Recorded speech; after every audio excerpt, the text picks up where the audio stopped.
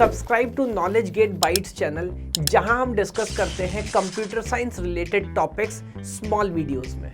तो चलिए भी बात करते हैं डीप लर्निंग की। डीप लर्निंग क्या है? To let me first give you context. इसको आप ऐसे समझिए, हमने 1950s 60s में परसेप्ट्रॉन बनाया, न्यूरॉन, आर्टिफिशियल न्यूरॉन को समझा, छोटे छोटे न्यूरल नेटवर्क बनाए, बैक प्रोपोगेशन एल्गोरिथम समझा, ग्रेडियंट डिसेंट समझा, और समय के साथ हम बेसिक लेवल का काम करना सीख गए, है ना।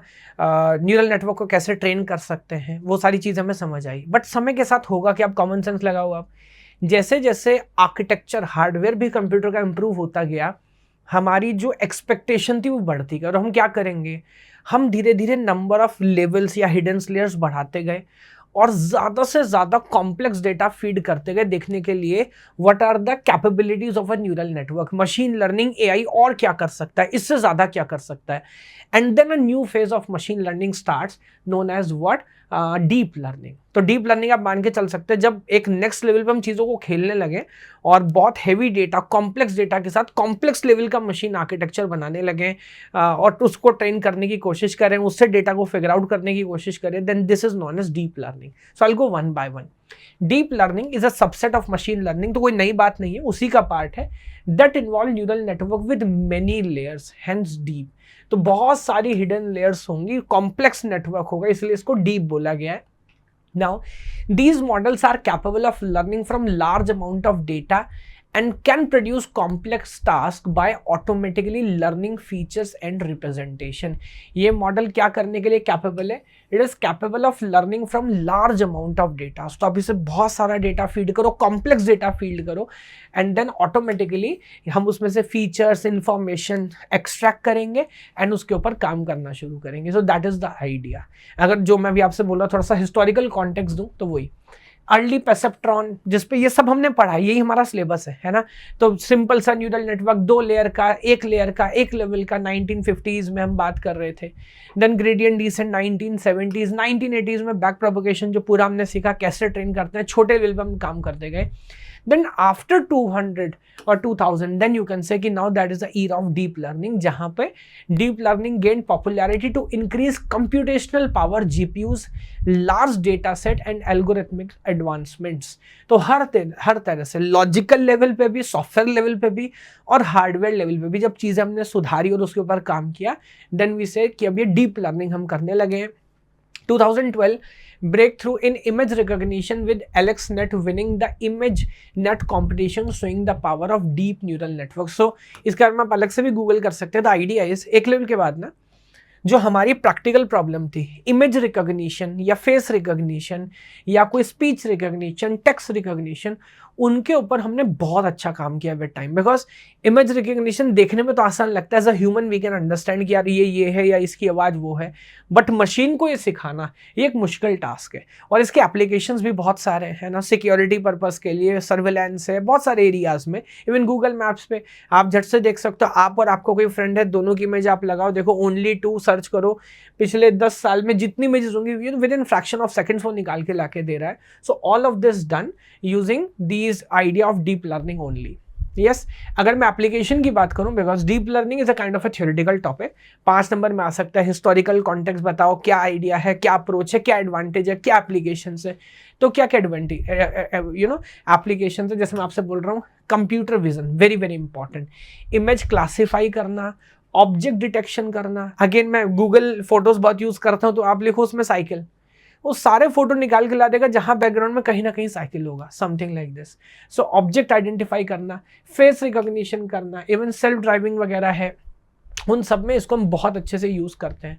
नेचुरल लैंग्वेज प्रोसेसिंग, तो एक टाइम पे नेचुरल लैंग्वेज प्रोसेसिंग बहुत बेकार हुआ करता था, बट आज वेदर वो गूगल है या चैट जीपीटी, आप कुछ भी बोलो, एग्जैक्टली हिंदी में, इंग्लिश में, किसी भाषा में वर्ड बाय वर्ड वो ट्रांसलेट कर रहा है।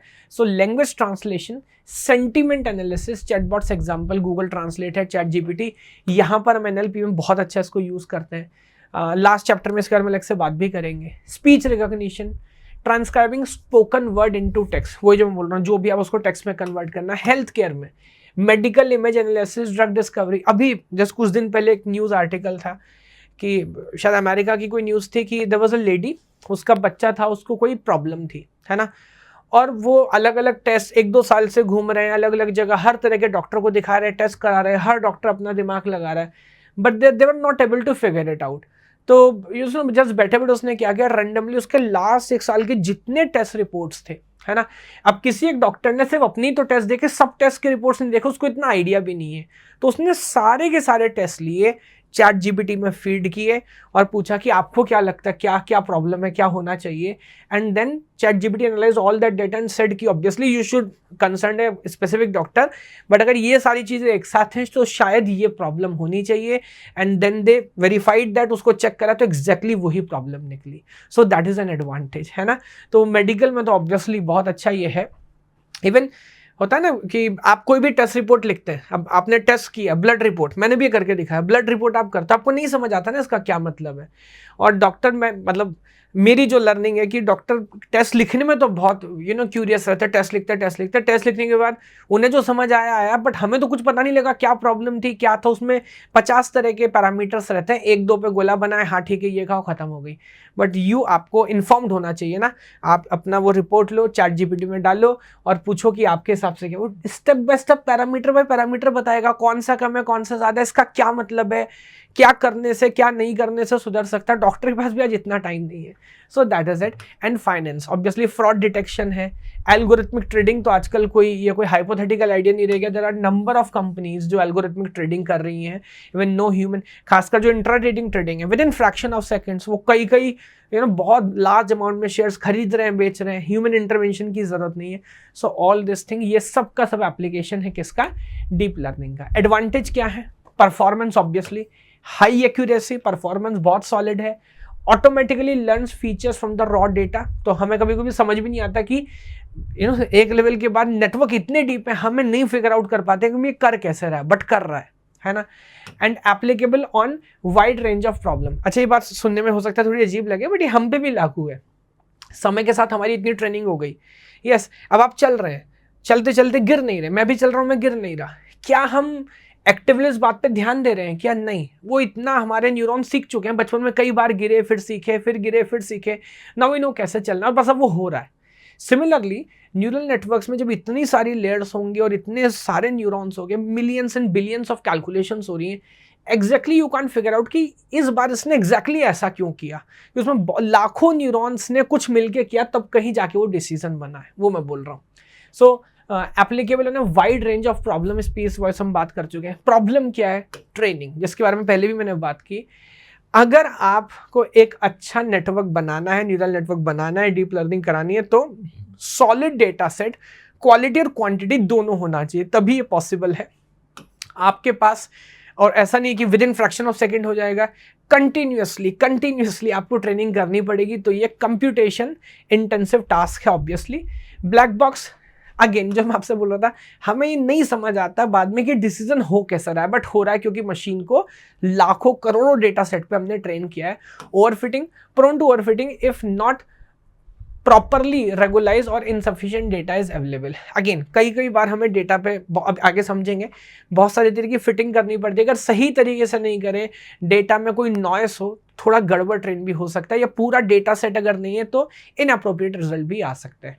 तो ये एक हमारा आइडिया है विद द डीप लर्निंग। इसी का एक एक्सटेंशन है कन्वोल्यूशन न्यूरल नेटवर्क। स्पेशली जैसे मैं भी इमेज रिकॉग्निशन की आपसे बात कर रहा था, तो हाउ दिस इज डन, कैसे हमने समय के साथ इसमें इतना इंप्रूवमेंट कर लिया, वो एक बिल्कुल separate idea convolution neural networks का। वहां पे हम इसको कैसे कर रहे होते हैं, क्या लॉजिक है, उसके बारे में डिटेल से समझेंगे। अभी भी आप में से 75% से ज्यादा स्टूडेंट्स ने सब्सक्राइब नहीं किया है, so please like, share and subscribe.